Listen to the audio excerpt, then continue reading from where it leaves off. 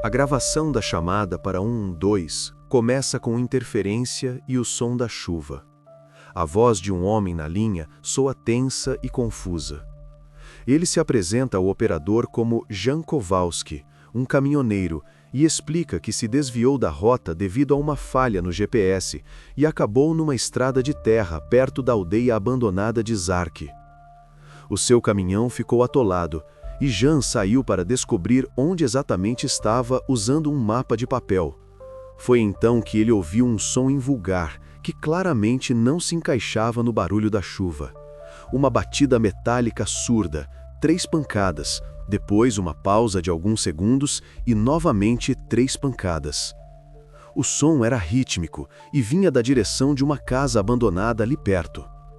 Ao se aproximar e iluminar a entrada com uma lanterna, Kowalski notou a desordem, garrafas quebradas, tábuas nas janelas e lixo no interior. A porta estava ligeiramente aberta e ele conseguiu ver um alçapão maciço no chão, trancado com um pesado cadeado de celeiro. A batida vinha claramente de debaixo do alçapão.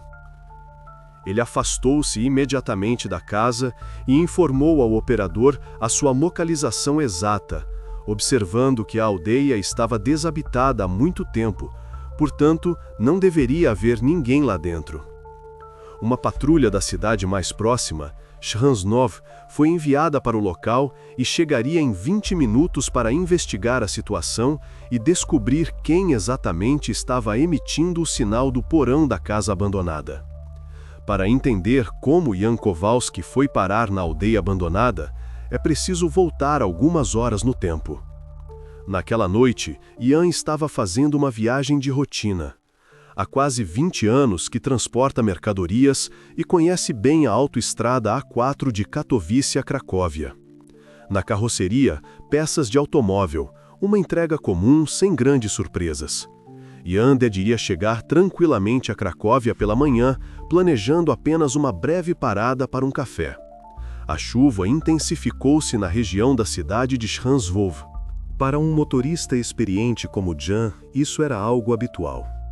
Ele ligou calmamente os limpa-para-brisas, baixou o volume do rádio e continuou a prestar atenção à estrada. Por volta das 11 da noite, o GPS sugeriu inesperadamente que ele saísse para a estrada DW-934, citando obras na estrada mais à frente. Jan ficou um pouco surpreso, mas não viu razão para não confiar na tecnologia. Ele desviou-se do seu caminho habitual, esperando voltar em breve à estrada principal. No início a estrada parecia normal, mas logo o asfalto deu lugar a cascalho e em seguida a uma estrada de terra esburacada. Ficou evidente que caminhões não passavam por ali há muito tempo. Continuar era difícil e as dimensões do caminhão não permitiam fazer a volta. Depois de alguns minutos, as rodas do caminhão ficaram completamente presas na terra molhada. Desligando o motor, Jan pegou um mapa de papel do porta-luvas para entender a sua localização. Ao redor não havia uma única luz, poste ou sinal de vida. Apenas o som da chuva, a noite e os contornos escuros de edifícios abandonados nas proximidades. Foi então que ele ouviu pela primeira vez um som que se destacava claramente do barulho monótono da chuva. Uma batida metálica nítida, pancadas distintas, uma pausa e novamente a repetição das pancadas. Era claramente um sinal. Jan pegou uma lanterna e saiu cuidadosamente do caminhão, dirigindo-se à casa abandonada. O som vinha de lá, como se alguém estivesse a tentar chamar a atenção. Em 20 minutos, uma patrulha da polícia da cidade mais próxima, Shirzanov, já estaria a caminho.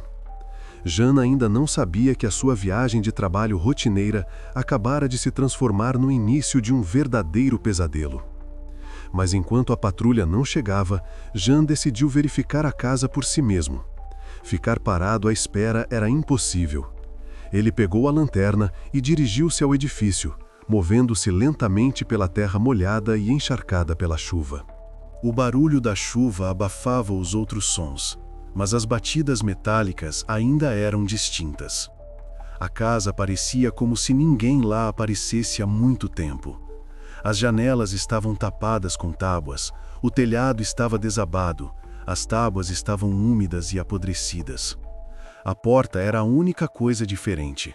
Permanecia entreaberta, como se alguém tivesse entrado ou saído recentemente. Parando na soleira, Jean apontou o feixe da lanterna para dentro. Primeiro, notou garrafas espalhadas e coisas velhas, vestígios de uma fogueira no chão e um colchão sujo num canto.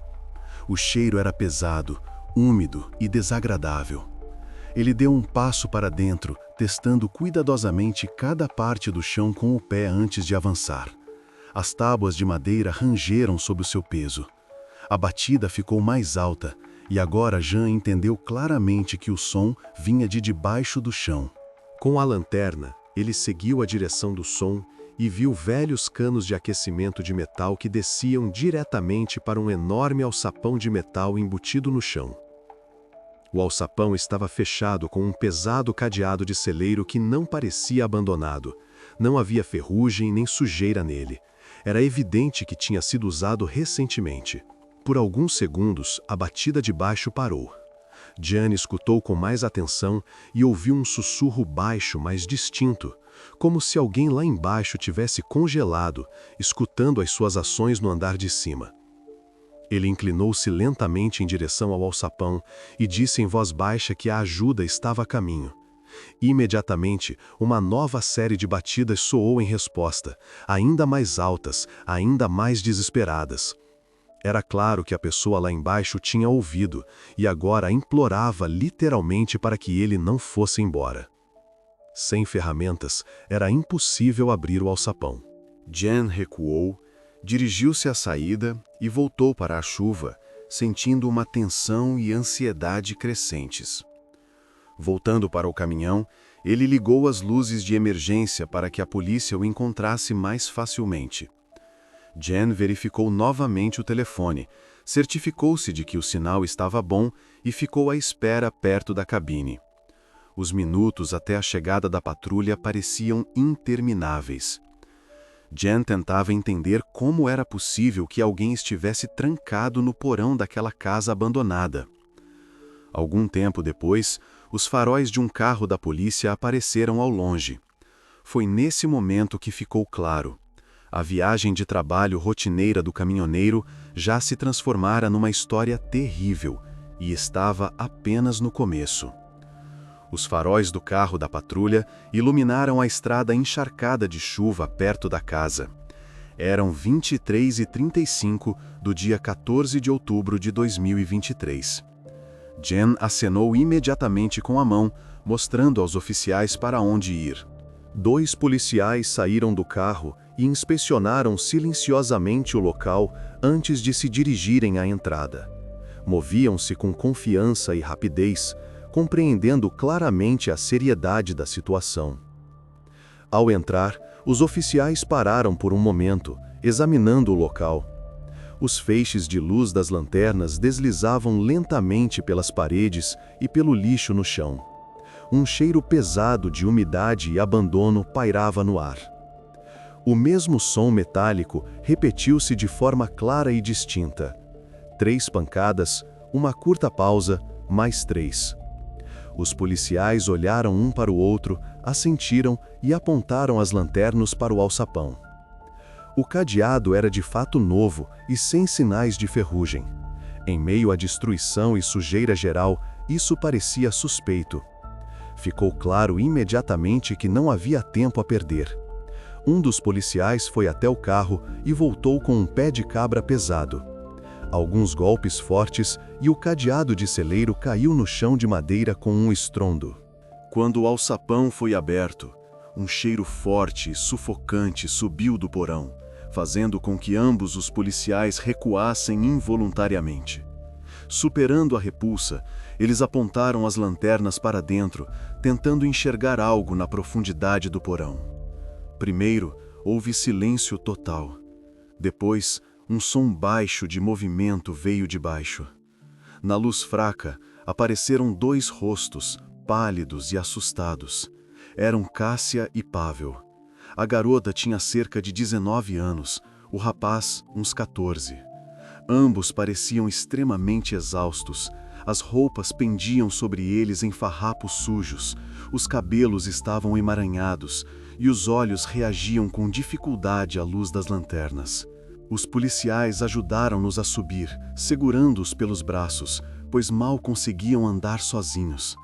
Às 23h45, foram levados para fora e colocados no carro da patrulha. Cobriram a garota com um casaco e deram uma garrafa de água ao rapaz. Ambos mal falavam e respondiam apenas com leves movimentos de cabeça às perguntas sobre se estavam a ouvir e a entender o que estava a acontecer. Uma ambulância foi chamada com urgência ao local. Os paramédicos chegaram rapidamente e confirmaram a avaliação inicial: exaustão severa, desidratação, hipotermia grave. Ambos foram imediatamente enviados para o hospital. Enquanto isso, os policiais voltaram ao alçapão para documentar a situação no porão. Lá embaixo estava frio, sujo e escuro. No chão havia um colchão velho, encharcado de umidade e coberto de mofo. Num canto, um balde de plástico que claramente servia de banheiro. Ao lado, no chão, uma colher de metal coberta de sujeira e ferrugem. Os policiais entenderam imediatamente que fora com ela que Cássia tinha feito o sinal para o exterior. A casa e a área ao redor foram isoladas, com agentes posicionados para guardar a cena do crime. Jan Kowalski estava perto do seu caminhão, observando os investigadores a trabalhar e a documentar as provas encontradas. Ele foi percebendo gradualmente que se tornara um participante involuntário de uma história verdadeiramente terrível e complicada.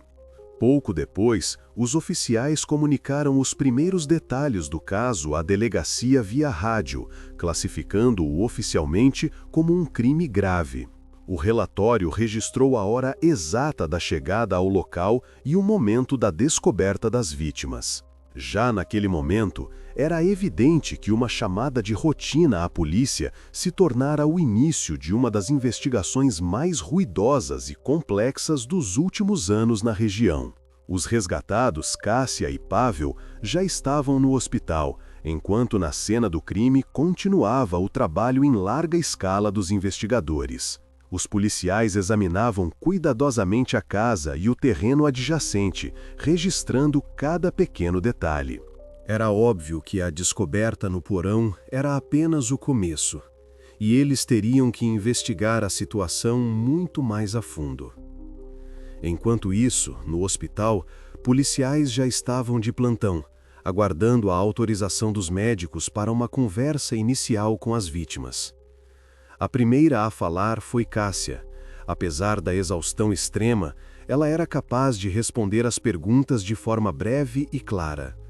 A sua voz soava baixa, as palavras eram escolhidas com dificuldade, mas a garota conseguiu explicar quem estava por trás do que acontecera na casa abandonada. Cássia disse um nome, Zbigniew Nowak. Ela explicou que ele nunca se apresentou pelo nome. Ele exigia ser chamado de pai, proibindo qualquer outro tratamento. Cássia descobriu o nome por acaso. Uma vez, ela notou uma velha carteira de mineiro que Nowak deixara cair descuidadamente no chão. O documento continha o seu nome e uma fotografia. Cássia memorizou essa informação imediatamente, percebendo que poderia ser importante. A verificação do nome levou menos de 10 minutos. Na base de dados da polícia da Silésia, Zbigniew Nowak constava como um ex-mineiro, de 52 anos, com antecedentes por conflitos domésticos e ameaças. Após ser despedido da mina, vivia de subsídios, abusava do álcool e não tinha família. Há alguns anos, a sua esposa o havia deixado, e os vizinhos o descreviam como uma pessoa reclusa, rude e propensa à agressão. O seu endereço era uma casa particular nos arredores de Rchanuv, não muito longe da aldeia abandonada de Zarki. Os investigadores entenderam imediatamente que haviam encontrado uma pista importante. Segundo seus dados, Nowak de fato frequentava aqueles lugares. Recolhia sucata, levava equipamentos velhos. Tudo indicava que era ele quem poderia estar usando a casa abandonada como abrigo temporário e local para esconder as vítimas. A informação chegou rapidamente à central. A decisão de prendê-lo foi tomada. A polícia sabia que Novak era uma pessoa imprevisível, especialmente sobre o efeito do álcool, e que era preciso agir rapidamente. Se ele percebesse que a polícia sabia do seu envolvimento, poderia fugir ou tentar destruir provas. A descrição foi passada a todas as patrulhas da área. O primeiro local de busca foi um bar no centro de Kshanav, onde Zbigniew era frequentemente visto à noite. Vários carros da patrulha dirigiram-se para lá imediatamente. Aproximaram-se em silêncio, sem sirenes. O bar estava cheio, a música tocava e nenhum dos clientes suspeitava que algumas pessoas haviam entrado não para se divertir. Os policiais passaram calmamente entre as mesas, verificando os rostos dos clientes. Um dos oficiais notou um homem num canto, grisalho, com um casaco de trabalho, rosto por barbear. Ele estava sentado sobre um copo meio vazio, apoiado na mesa com os cotovelos e parecia cansado, quase indiferente ao que acontecia ao seu redor. No seu rosto não havia medo, mas sim uma apatia habitual. Era Zbigniew Novak. Os agentes agiram de forma rápida e silenciosa. Um aproximou-se por trás, outro pelo lado. Alguns movimentos confiantes e o homem já estava de pé, encostado na parede. Ele não resistiu, nem tentou justificar-se. Apenas ficou em silêncio, olhando para o chão. Zbigniew Novak foi retirado do bar, colocado num carro da patrulha e levado para a delegacia. No seu rosto não havia surpresa, como se soubesse que esse momento chegaria mais cedo ou mais tarde. Enquanto ele estava sentado no corredor da delegacia, os investigadores já revisavam os relatórios e preparavam o material para o interrogatório. Agora, este caso tinha um nome.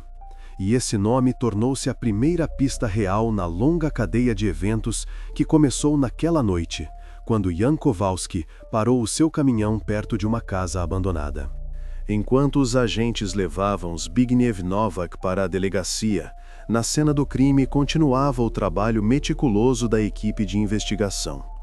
Os investigadores voltaram ao porão para realizar uma inspeção completa do local onde Cássia e Pavel eram mantidos. Agora podiam examinar com calma tudo o que antes passara despercebido, detalhes que muitas vezes se revelam os mais importantes. O espaço era pequeno, teto baixo, paredes de concreto, em alguns lugares com marcas de umidade. O ar era abafado, pesado, cheirava a mofo e podridão. Mesmo sob a luz de lanternas potentes, havia áreas nos cantos onde a escuridão parecia absorver a luz. O chão era irregular, sujo, com poças de água estagnada.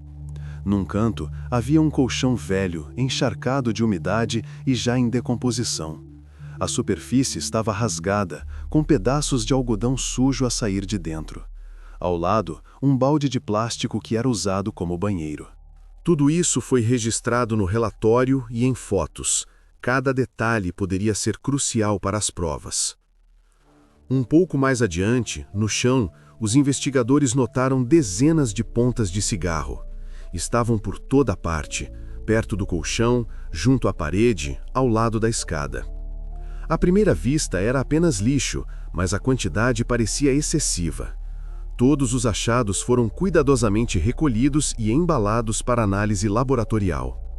Só mais tarde, após a perícia e os laudos médicos, ficou claro que esses cigarros tinham uma relação direta com os ferimentos encontrados em Cássia e Pavel. No momento da inspeção, era apenas uma série de evidências que exigia verificação. A descoberta mais importante no porão foi uma colher de metal, que estava junto à parede, perto de um largo cano de água. Tinha vestígios de ferrugem e sujeira antiga, mas a colher fora claramente usada recentemente. O metal na borda estava desgastado, como se tivessem batido com ela longa e repetidamente. O cano atravessava toda a casa e subia para a parte habitada. Revelou-se perfeitamente capaz de conduzir o som. Os investigadores imediatamente associaram esta descoberta ao relato do caminhoneiro Jan Kowalski. tudo se encaixou. As batidas que ele ouviu vinham exatamente daquele cano. Mesmo batidas fracas com um objeto de metal produziam um som agudo e audível do lado de fora. Este era o sinal que revelou tudo. Uma simples colher acabou por ser o que salvou 2 pessoas. A equipe de investigação continuou a registrar os detalhes até tarde da noite. Cada prova era cuidadosamente embalada e anotada no relatório.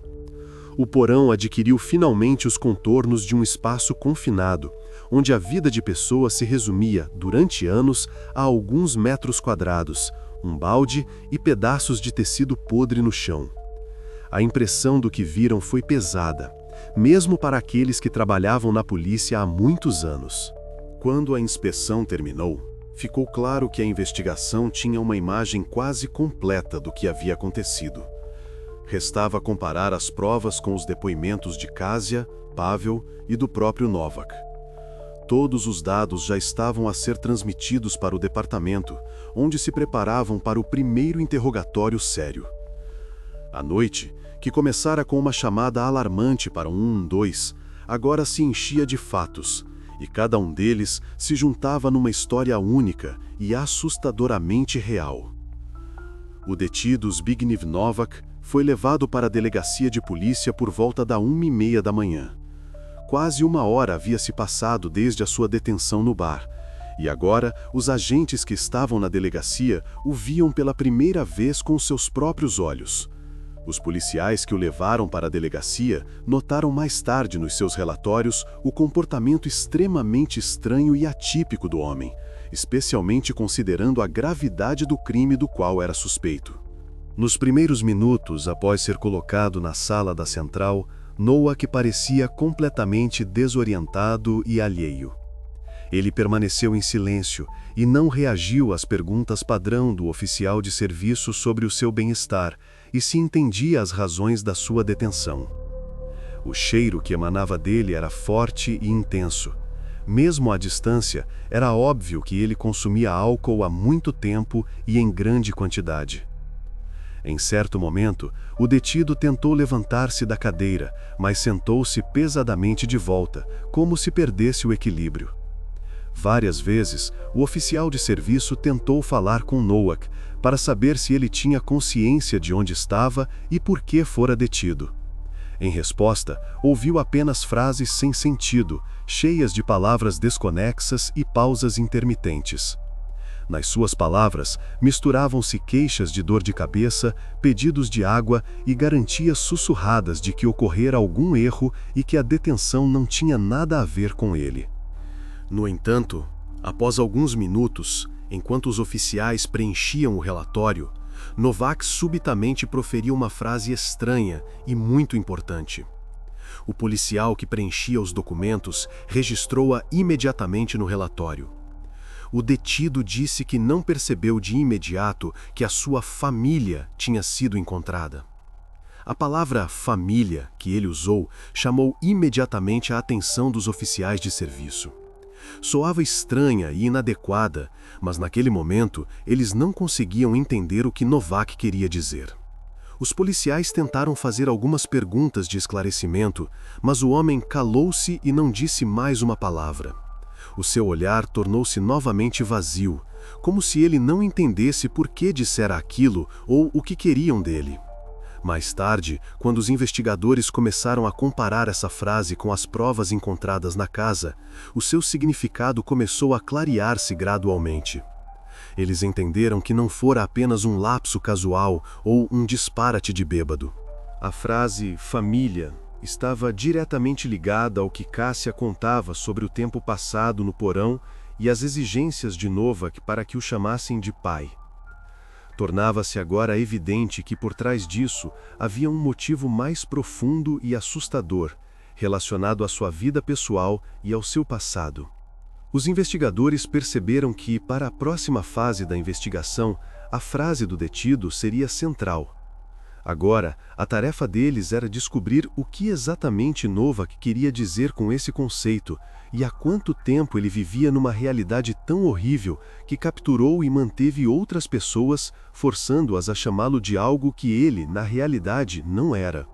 Enquanto os policiais preenchiam os documentos, numa sala ao lado já se preparavam para um interrogatório sério. Eles sabiam que teriam uma conversa difícil e complicada, mas também entendiam que agora tinham a primeira chave séria para compreender o comportamento do detido e todas as circunstâncias deste caso sombrio.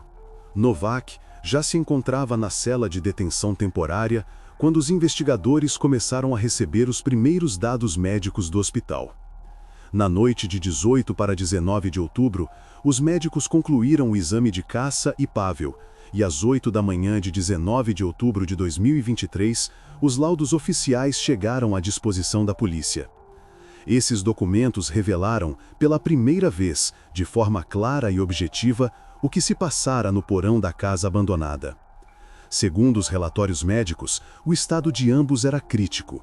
Os médicos registraram uma grave desnutrição devido à prolongada falta de comida e água. Kasia, que na altura do exame tinha 19 anos, pesava apenas 37 quilos, o que correspondia a um grau extremo de desnutrição e a uma forma grave de distrofia. Os indicadores de Pavel eram ainda piores. Os médicos notaram um sério atraso no desenvolvimento e um peso extremamente baixo. Além disso, as radiografias revelaram fraturas antigas, que não cicatrizaram corretamente devido à falta de assistência médica. Ambos tinham lesões nas costelas e nos pulsos, e Kasia também tinha uma lesão antiga no tornozelo. Essas lesões foram sofridas vários meses antes da libertação. No entanto, a prova mais importante foi descoberta pelos médicos já no exame inicial: lesões cutâneas circulares características nas mãos e antebraços das vítimas. Algumas das lesões pareciam recentes, outras já estavam cicatrizadas. Os médicos informaram imediatamente a polícia, e já de manhã, peritos criminais chegaram ao hospital para documentar detalhadamente os vestígios. A perícia continuou durante todo o dia, e por volta das 8 da noite, os investigadores receberam o laudo. Segundo as conclusões dos peritos, as lesões circulares eram queimaduras, correspondendo perfeitamente a marcas de pontas de cigarro. Isso permitiu supor que as pontas de cigarro encontradas no porão poderiam ter sido o instrumento usado para causar as lesões. Para uma confirmação final, era necessária uma análise comparativa adicional. Esses dados influenciaram significativamente o curso da investigação. Se anteriormente as ações do suspeito eram qualificadas apenas como detenção ilegal, agora a polícia considerava também o crime de tortura, elevando o caso à categoria de crimes particularmente graves. Assim, a investigação obteve bases sólidas para o trabalho futuro.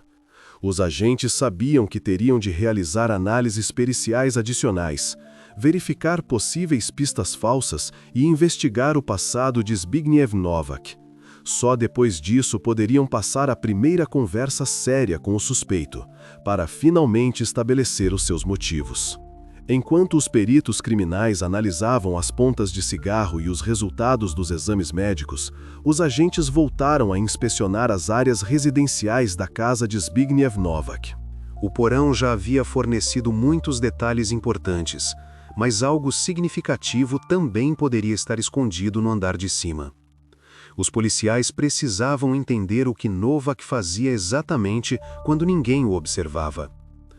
Por dentro, a casa parecia a moradia abandonada de uma pessoa com dependência de álcool.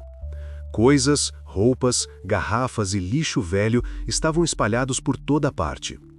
Nos quartos, havia um cheiro desagradável de álcool e umidade. A princípio, parecia que nada de útil seria encontrado. No entanto, no canto de um dos quartos, os agentes descobriram algo inesperado. Junto à parede, havia pilhas de sucata, canos enferrujados, pedaços de arame, peças de metal e pedaços de vergalhão. Tudo estava cuidadosamente separado e claramente preparado para ser vendido num centro de reciclagem. Em alguns itens, o pó ainda não se tinha acumulado, o que significava que foram recolhidos recentemente. Os peritos criminais registraram a descoberta e confirmaram que o metal havia sido separado e preparado com um propósito específico. Esta descoberta tornou-se crucial. Os investigadores rapidamente a associaram ao estado de Kasia e Pavel. Era evidente que eram eles, provavelmente, que realizavam esse trabalho físico pesado. Agora, além da dor infligida sistematicamente, surgia outro motivo: o uso das pessoas detidas como mão de obra. Assim, os agentes obtiveram um duplo motivo para o crime. As pontas de cigarro e as queimaduras indicavam crueldade, enquanto o metal separado apontava para a exploração. A casa, que à primeira vista parecia apenas a habitação negligenciada de uma pessoa com dependência de álcool, revelou-se um lugar com um sistema claro de coação. A investigação obteve bases importantes para o trabalho futuro. Os peritos tinham de confirmar definitivamente a ligação entre os objetos encontrados e as lesões das vítimas. Restava ainda realizar uma análise mais aprofundada do passado do suspeito e descobrir o que exatamente levou Zbigniew Novak a cometer tais atos. Enquanto os peritos criminais analisavam as pontas de cigarro e as queimaduras, os investigadores solicitaram dos arquivos da polícia de Shranov todos os materiais relacionados com a aldeia de Zarki. Essa verificação era um procedimento padrão, mas foi ela que levou a investigação a uma descoberta inesperada. Descobriu-se que 6 meses antes dos acontecimentos atuais, em abril de 2023, a polícia recebeu uma chamada de um apanhador de cogumelos local. Ele relatou que, enquanto apanhava cogumelos, viu na janela de uma casa abandonada em Zarki o rosto pálido e assustado de uma jovem.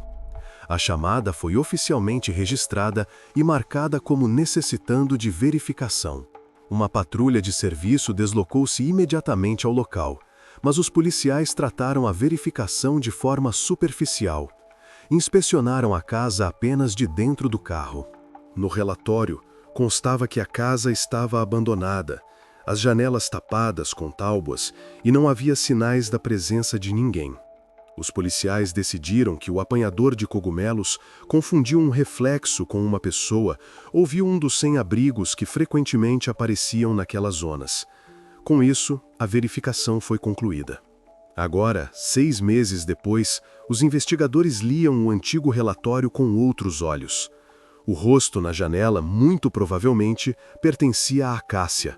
Em abril, ela já estava na casa e poderia ter notado o apanhador de cogumelos, tentando de alguma forma chamar a atenção.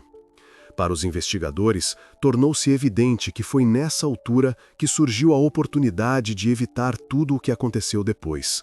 Mas, devido a uma verificação superficial, a oportunidade foi perdida. Esta descoberta nos arquivos tornou-se um ponto doloroso para a investigação. A liderança da polícia percebeu que uma investigação interna seria inevitável.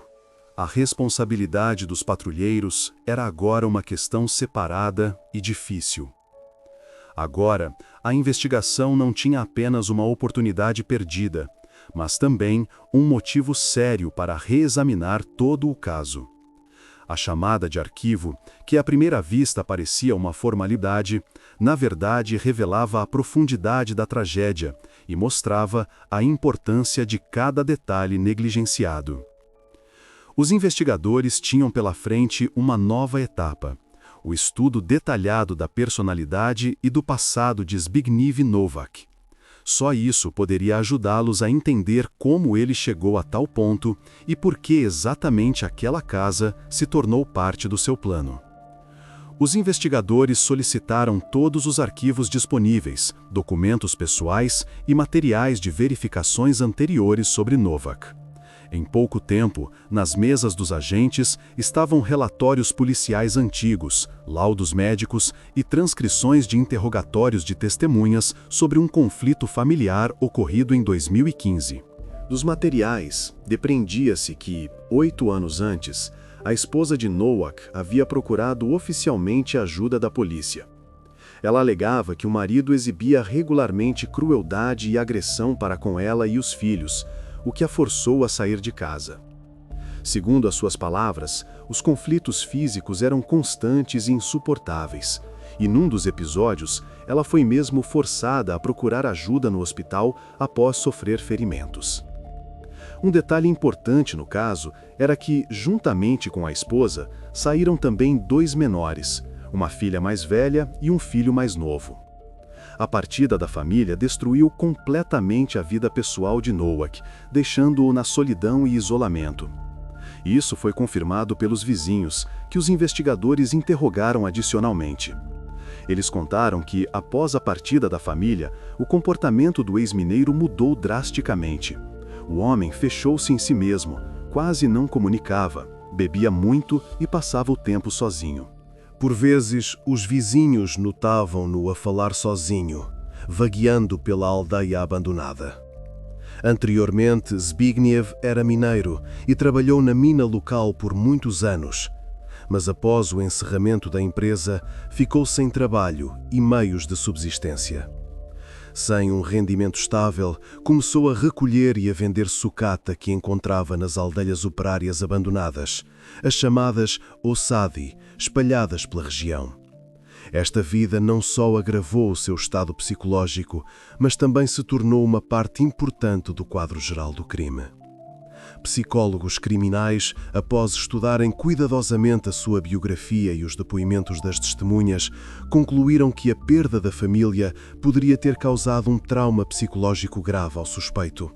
Estando em prolongado isolamento social e em difícil situação financeira, ele gradualmente construiu uma nova realidade à sua volta, na qual tentava reproduzir a família perdida. Foi isso que o pode ter levado ao rapto de Cássia e Pavel, que se tornaram participantes involuntários de uma terrível e distorcida encenação. A investigação lembrou-se novamente das palavras ditas pelo suspeito durante a detenção. Na altura, os policiais decidiram que as suas declarações eram incoerentes e causadas pelo álcool, mas agora essas frases tornavam-se claras. Ele exigia que os raptados se dirigissem a ele com a palavra que normalmente se usa para um pai, porque queria recuperar a sensação de família. Para ele, não era apenas um jogo ou controle, mas uma tentativa real de restaurar a sua própria vida perdida.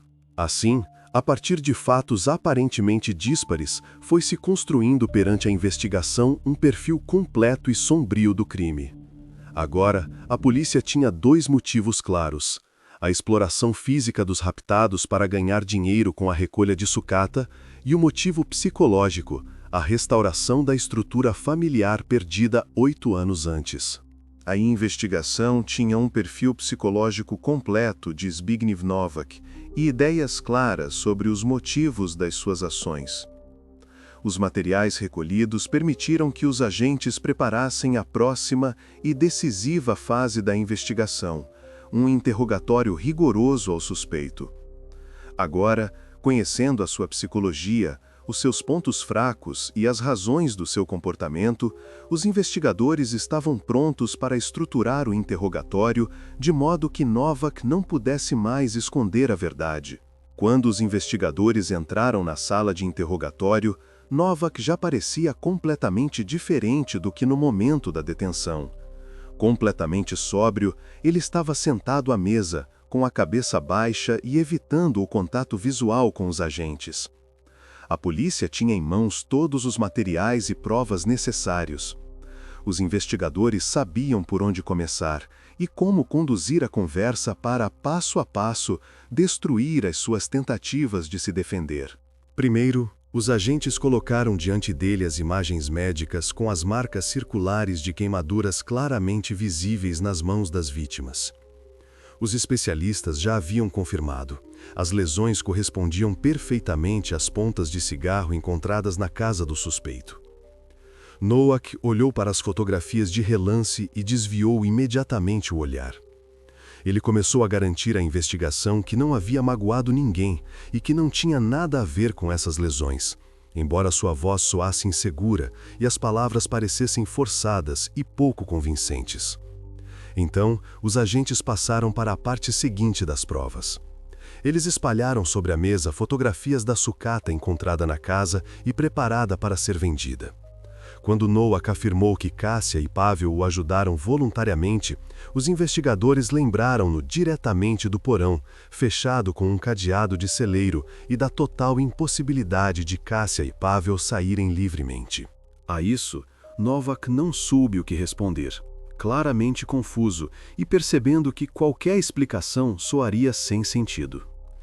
Vendo isso, os investigadores gradualmente levaram a conversa para o seu passado.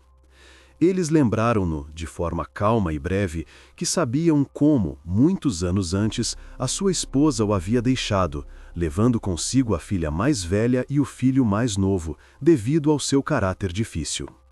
Ao ouvir isso, Nowak calou-se, ficando tenso e baixando ainda mais o olhar. Ele claramente não esperava que os investigadores tocassem nesse assunto.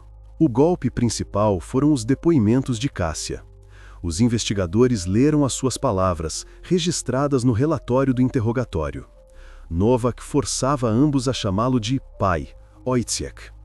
Estas palavras coincidiam completamente com as conclusões dos psicólogos, que acreditavam que o suspeito estava tentando recriar a família perdida. Ao ouvir isso, Nowak congelou.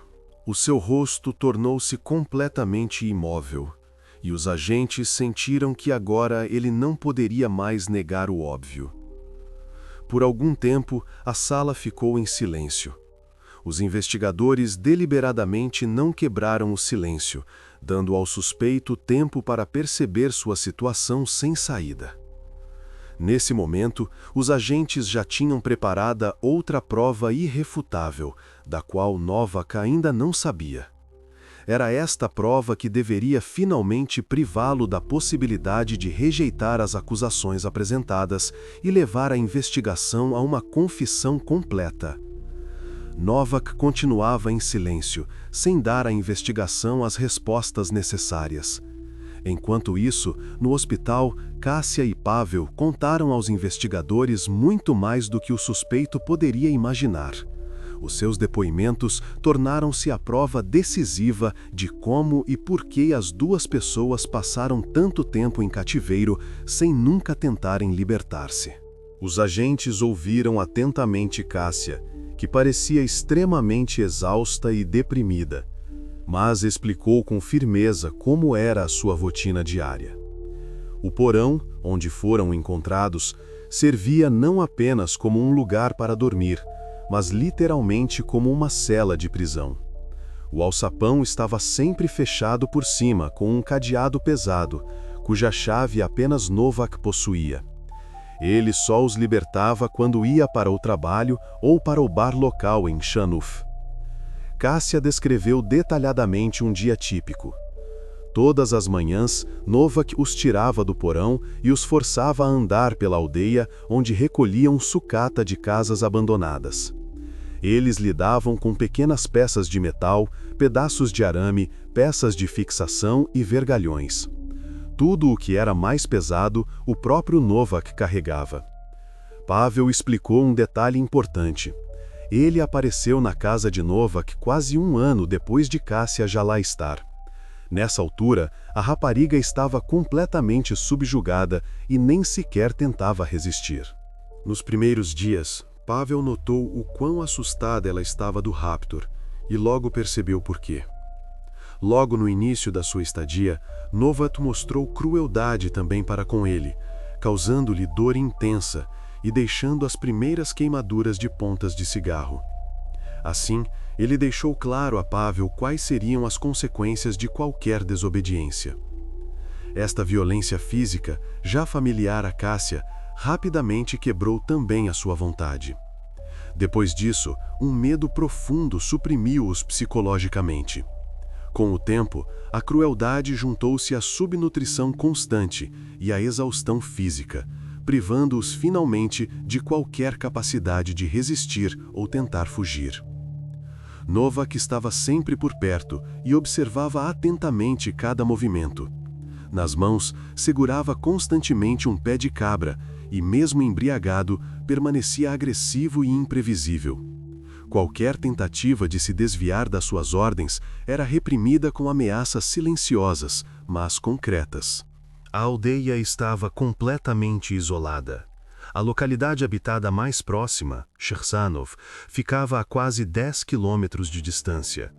Combinado com a subnutrição, isso tornava qualquer ideia de fuga sem sentido. Os peritos confirmaram à investigação que tal combinação de crueldade, controle físico e pressão psicológica suprime eficazmente a vontade das vítimas. As vítimas não tentaram fugir simplesmente porque há muito tempo tinham perdido a fé nessa possibilidade. Assim, o quadro do crime tornou-se claro e consistente. Primeiro, Novak quebrou-os com violência física. Depois, consolidou o resultado com pressão psicológica, criando condições em que a fuga perdeu todo o sentido. Os depoimentos de Kássia e Pavel agora não eram apenas as suas memórias, mas provas irrefutáveis de um sistema metódico e planejado de controle violento, organizado pelo suspeito. Agora os investigadores dispunham de todos os materiais e depoimentos necessários para obter a confissão final de Novak. O próximo passo era dele. Continuar a negar não fazia mais sentido.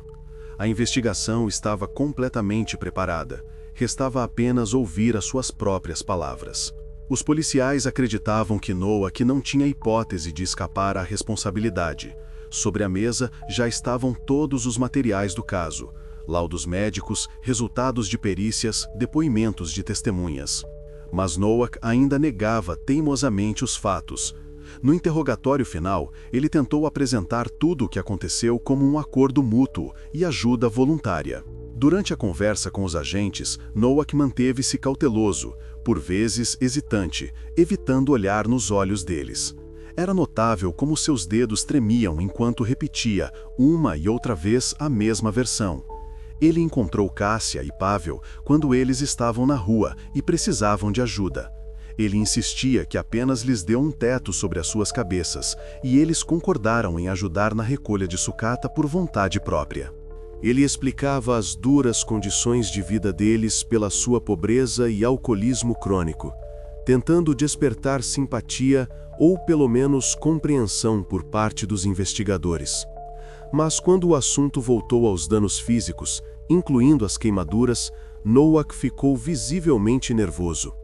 O seu olhar começou a vaguear pela sala de interrogatório, as suas palavras soavam menos confiantes. Ele insistia que as lesões ocorreram acidentalmente durante o trabalho e que ele não tinha relação direta com elas, mas os agentes já sabiam como desmontar essa versão. O momento crucial foram os depoimentos de Pavel.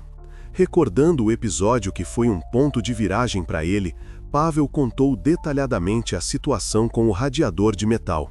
Ele explicou que deixou cair acidentalmente um objeto de metal pesado, e Novak aproximou-se imediatamente dele, silenciosa e deliberadamente, encostando um cigarro aceso na sua mão. Pavel lembrou-se muito claramente das palavras que Novak disse depois. Ele disse que, daquela forma, estava a ensinar Pavel a ter mais atenção, para que ele segurasse melhor as coisas que lhe eram confiadas. Os agentes viram como era difícil para Pavel recordar aquele momento. Cada palavra foi dita com uma tensão notável, mas soava sincera e convincente, destruindo completamente a versão do suspeito sobre acidentes e voluntariedade. Logo após Pavel, os agentes ouviram novamente Kássia. Ela confirmou cada palavra do seu companheiro, acrescentando um detalhe importante. No início, eles realmente acreditavam que Novak queria ajudá-los, mas muito rapidamente o seu comportamento mudou. Surgiram ameaças, castigos e uma repressão severa. Kássia especificou que durante muito tempo teve medo até de pensar em resistir, pois isso só levava a mais crueldade. Após a apresentação destes depoimentos, a confiança de Novak desapareceu por completo. Ele já não conseguia argumentar de forma convincente. Apenas repetia em voz baixa e de forma incoerente que eles tinham entendido tudo mal. No entanto, as suas desculpas pareciam agora patéticas e impotentes. Nesta fase, a investigação tinha uma cadeia de eventos completa e clara. Primeiro, Noack criou enganosamente a aparência de ajuda e, em seguida, subjugou Cássia e Pavel com crueldade física e ameaças, transformando as suas vidas num medo e impotência constantes.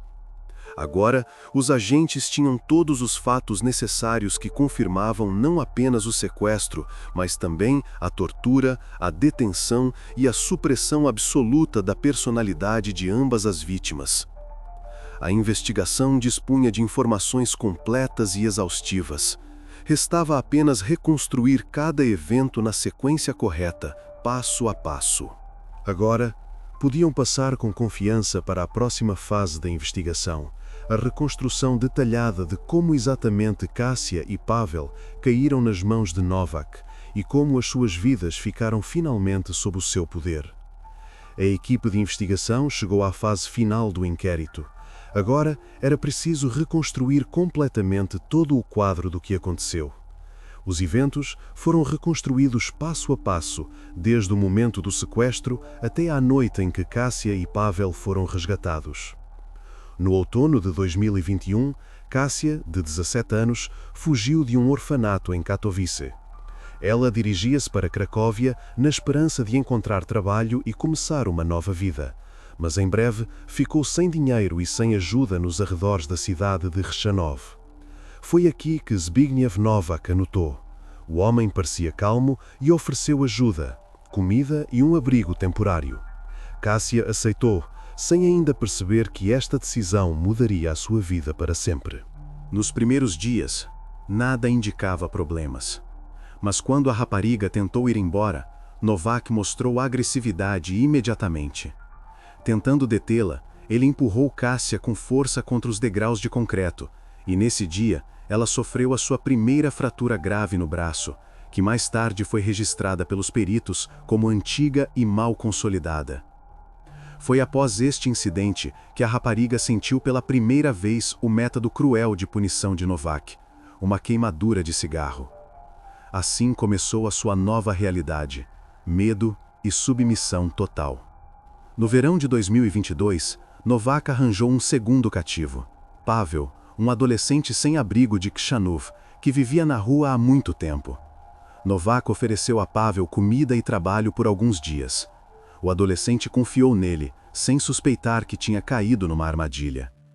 Nos primeiros dias, Pavel viu Cássia, fechada e assustada, mas não teve tempo de entender o que estava acontecendo antes de receber a sua primeira lição de obediência.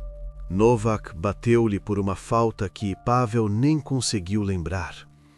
Este ataque resultou numa costela partida para o adolescente e em breve ele sentiu também a primeira queimadura de cigarro na pele, que deixou uma marca para sempre. Assim, Cássia e Pavel ficaram presos num ciclo vicioso de violência diária e trabalho pesado. Todos os dias, Nowack obrigava-os a recolher sucata nas casas abandonadas da aldeia de Jarki. Ao redor havia apenas um vazio desolador. A localidade mais próxima ficava a 10 quilômetros de distância. Qualquer tentativa de falar com alguém ou de fugir era instantaneamente reprimida com punições cruéis. Isso explicava as numerosas lesões antigas, fraturas e queimaduras, posteriormente registradas pela perícia médico-legal.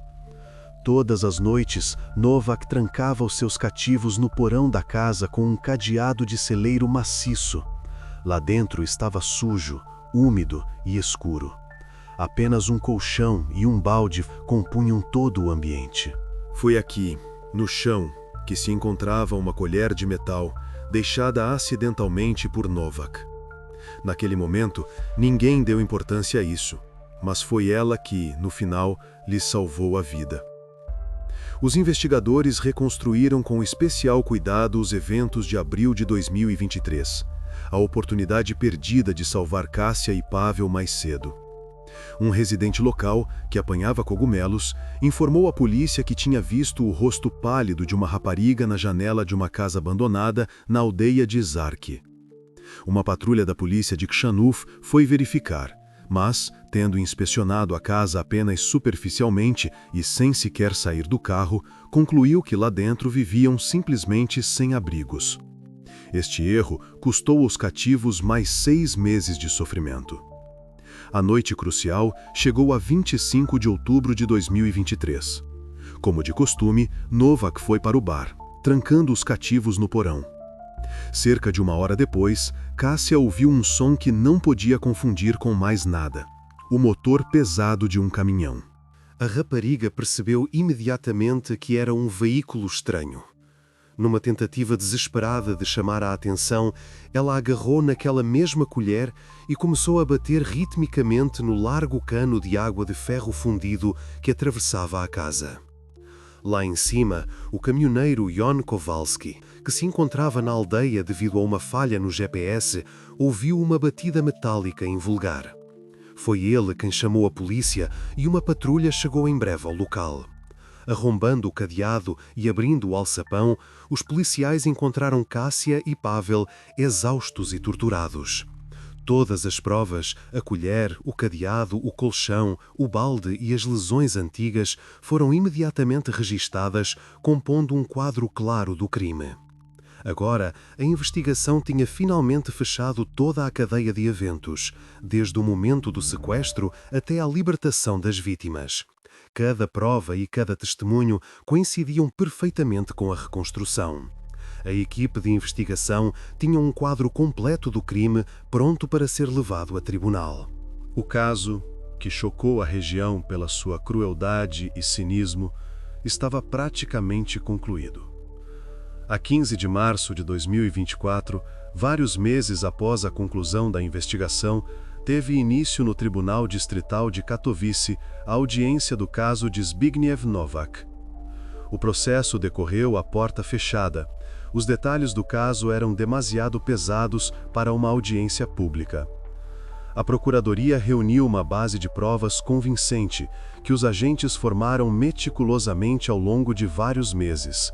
Laudos médicos, provas materiais, depoimentos de testemunhas detalhadamente verificados e uma reconstrução pormenorizada dos eventos, que confirmava a culpa do arguido. Na acusação, foram mencionados 4 crimes graves: sequestro de 2 pessoas, uma delas menor de idade no momento do crime, detenção ilegal, tortura e coação das vítimas a trabalhos físicos pesados sem possibilidade de recusa. A acusação sublinhou que Novak escolheu deliberadamente vítimas que não se podiam defender nem oferecer resistência. Durante o julgamento, Novak continuou a negar a gravidade das suas ações, afirmando teimosamente que queria ajudar as vítimas, dando-lhes abrigo e comida em troca de trabalho simples. No entanto, esta versão não resistiu ao escrutínio em nenhuma fase do processo. Os testemunhos de Cássia e Pavel sobre os métodos cruéis de controlo e punição, confirmados por perícias médico-legais, destruíram inequivocamente a sua defesa. O juiz destacou na sentença a especial crueldade dos crimes de Novak, sublinhando que as lesões físicas, fraturas, queimaduras de cigarro e um grau extremo de exaustão foram infligidas de forma intencional e sistemática. O tribunal considerou provado que o arguido manteve deliberadamente as vítimas em completo isolamento, controlando cada passo delas através do medo e da força física, e privando-as até da mais pequena chance de salvação. Após uma análise cuidadosa de todos os materiais do processo e dos depoimentos das testemunhas, o tribunal considerou Zbigniew Novak totalmente culpado de todos os crimes que lhe foram imputados. A sentença foi a mais severa possível: 25 anos de prisão em regime fechado, sem direito à liberdade condicional. Novak recebeu a sentença com aparente calma, sem emoções visíveis. A atmosfera no tribunal era pesada, ninguém sentia alívio ou alegria. Mas uma coisa era clara: a justiça fora feita. O caso, que causou grande repercussão na região, foi oficialmente encerrado e Novak foi enviado para cumprir a sua pena. Depois que Zbigniew Novak foi enviado para cumprir a sua pena, os destinos daqueles que viveram esta história tomaram rumos diferentes. Cássia, que anteriormente havia fugido de um orfanato e não tinha parentes próximos, foi colocada sob a supervisão dos serviços sociais. Ela foi encaminhada para um centro especializado perto de Katowice, onde passou por uma longa psicoterapia e um curso de recuperação médica. Os psicólogos notaram que Cássia está a regressar gradualmente à vida normal, mas as consequências do que viveu exigem um trabalho contínuo e a longo prazo com especialistas. Paweł encontrou-se numa situação semelhante. Sem parentes, ele foi para um centro de reabilitação em Cracóvia, especializado em adolescentes que sofreram graves traumas psicológicos e físicos. Lá, Paweł trabalhou regularmente com psicólogos e médicos. O seu estado físico melhorou gradualmente, mas os especialistas alertaram que as profundas consequências psicológicas permanecerão por muitos anos. Jan Kowalski, que se tornou o salvador acidental, recusou completamente a atenção pública e não deu entrevistas detalhadas à imprensa. Ele enfatizava constantemente que não considerava o seu ato heróico e insistia que simplesmente esteve no lugar certo e ouviu um som suspeito. João voltou ao seu trabalho habitual como caminhoneiro na rota Katowice-Cracóvia, tentando não recordar os eventos daquela noite. Um aspecto do caso permaneceu sem uma conclusão pública. A investigação interna sobre as ações da patrulha policial que ignorou o sinal do apanhador de cogumelos em abril de 2023 não recebeu qualquer publicidade. A polícia confirmou oficialmente o início de uma investigação, mas os seus resultados nunca foram tornados públicos. Assim, o caso de Zbigniew Nowak foi completamente concluído. A investigação identificou o culpado, descobriu os motivos e os métodos de detenção, reuniu provas irrefutáveis e conseguiu uma sentença justa. O único episódio não resolvido permaneceu a questão da negligência dos policiais, que permitiram que a libertação de Cássia e Paweł ocorresse mais tarde do que poderia ter sido. Esta página do caso permaneceu fechada.